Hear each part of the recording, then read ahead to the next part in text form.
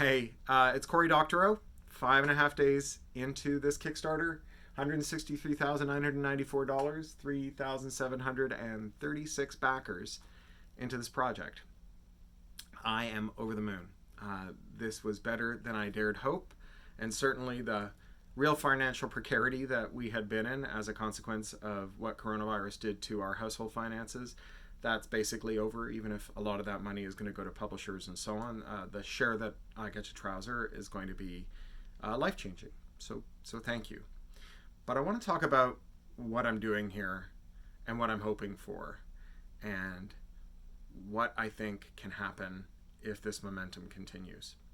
So if you've read the podcast back here information or the emails I sent to you or my Twitter threads or whatever, you'll know that the thing that occasioned this weeks long adventure that I'm on of contacting people and doing press and whatever to get attention for this is the fact that I can't sell my audiobooks on Audible. Audible controls 90% of the market. They won't carry my books because they're DRM free. I won't let them put DRM on them because then that locks it to Amazon, who own Audible forever. It's a felony under Section 12.1 of the Digital Millennium Copyright Act, as well as Article 6 of the European Copyright Directive, and Canada passed a version of this, Australia, and so on. It's a felony to remove DRM.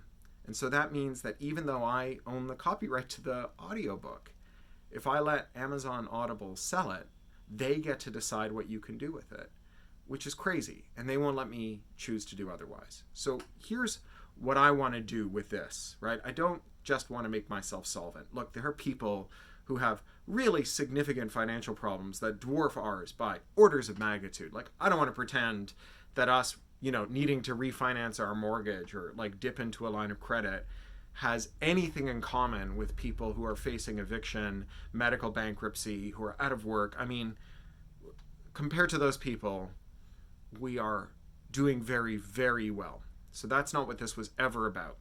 I couldn't look myself in the mirror if that's what it was about. This is about changing publishing and challenging hegemony, challenging Amazon's dominance. So every time someone buys one of my audiobooks from Amazon, if I were to sell them there, or someone else's audiobooks from Amazon, that dollar that they spend is a dollar they effectively forfeit if they stop buying their audiobooks there. So publishers and authors who let Amazon put DRM on their work are building Amazon's monopoly, right? Every dollar they earn through Amazon is a dollar the public will have to forfeit to get rid of Amazon, to shop somewhere else. So you can see how this is a vicious cycle. Now, one author can't change this all on their own, but here's the thing.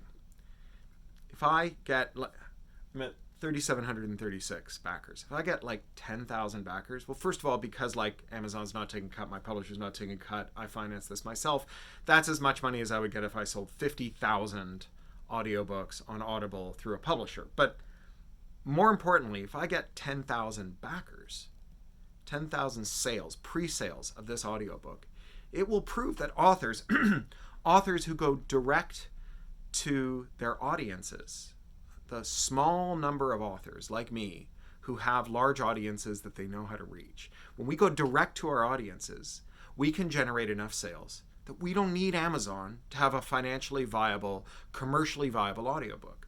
In fact, we can make more money than we would if we were to go through Amazon by going around Amazon. And there's no reason we couldn't do this with our publishers, right? The next one of these, I'm hoping, Macmillan will do with me, and I think if we get like 10,000, and especially if we get like 30,000 pre-orders, there's no reason Macmillan wouldn't. They'll do help me out with the marketing, they'll do the production, I'll get to spend more time writing, everybody will be happy about it. And the resulting book, after the pre-sales, when the book goes on sale, the resulting book will be on sale everywhere on the web that doesn't have DRM, Downpour, Libro.fm, but Google Play, right? Like Amazon's major competitors, all DRM free, whereas Amazon won't have any access to this bestseller. And if bestsellers start to walk away from Amazon, not because they care about monopoly or competition, though they should, right? But because they want to earn more money and have more self-determination and want to get a better deal out of Amazon, then Amazon becomes the only place on the web where you can't buy best-selling audiobooks. Right? Think about that for a minute. Libro.fm, this tiny little startup that gives a share of every audiobook sale to an independent print bookstore on the grounds that you probably found out about the book somewhere. You tell them which bookstore is your favorite bookstore. They give a share of every penny you give them to this bookstore.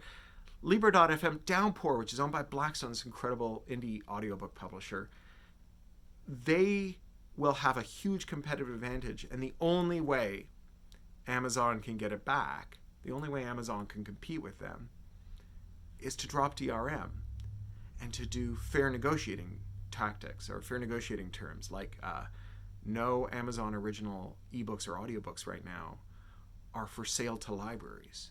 So if you get your books from a library, which, you know, like the most vulnerable among us, the elderly, the poor, kids, if you get your audiobooks and ebooks from there, if it's a Kindle original or an Audible original, the library can't circulate it to you. You know, people get freaked out, rightly so, about major publishers who refuse to deal or to give like a decent price to libraries.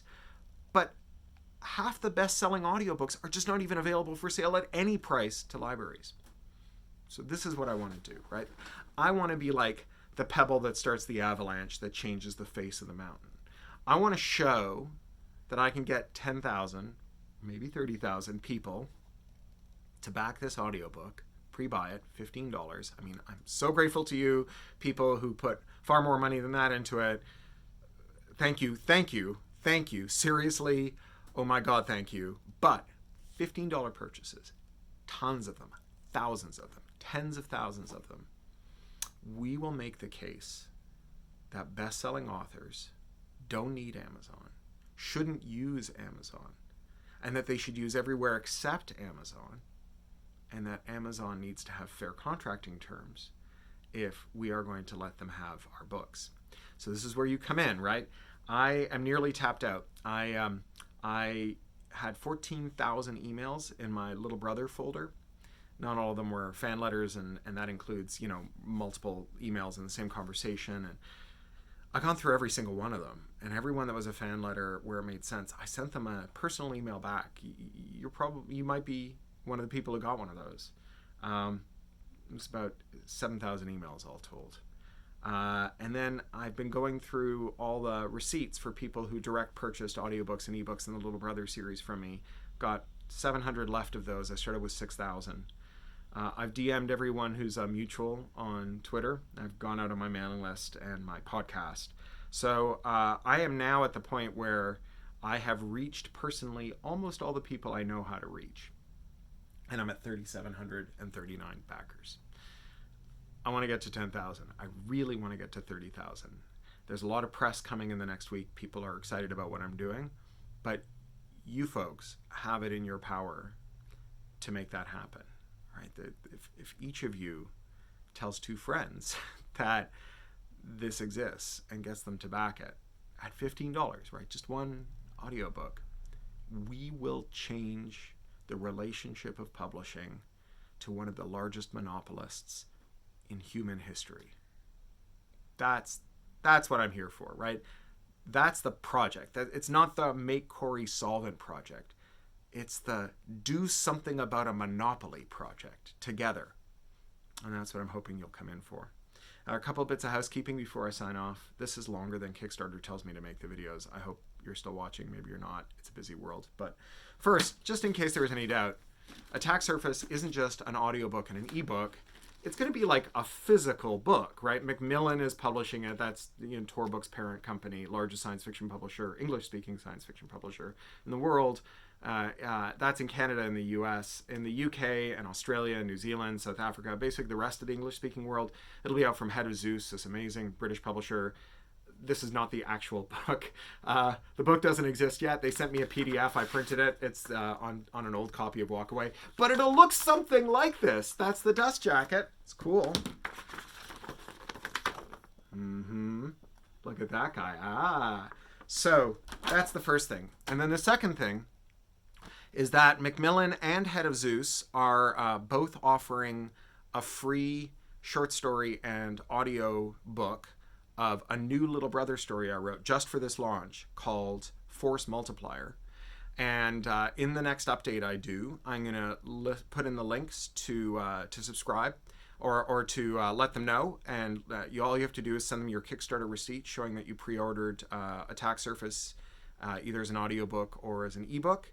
And they will send you Force Multiplier as an audiobook and an ebook on release day. That's October the 1st in the UK and October the 13th in Canada and the US. So Force Multiplier, you can Google that yourself, or other search engines are available.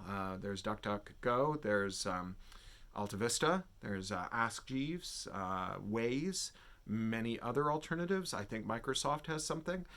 So you can go and search for it there, but I'll put some links up. I'm going to do an update probably tomorrow that you'll get in your email.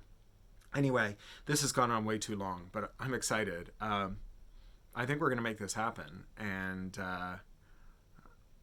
wow, it's going to be like badass. All right, I'm going to record my podcast now. It was totally terrific to catch up with you again. Thank you for your support. And really, the thing you can do now to help make a giant difference in the world is tell your friends. Thank you very much.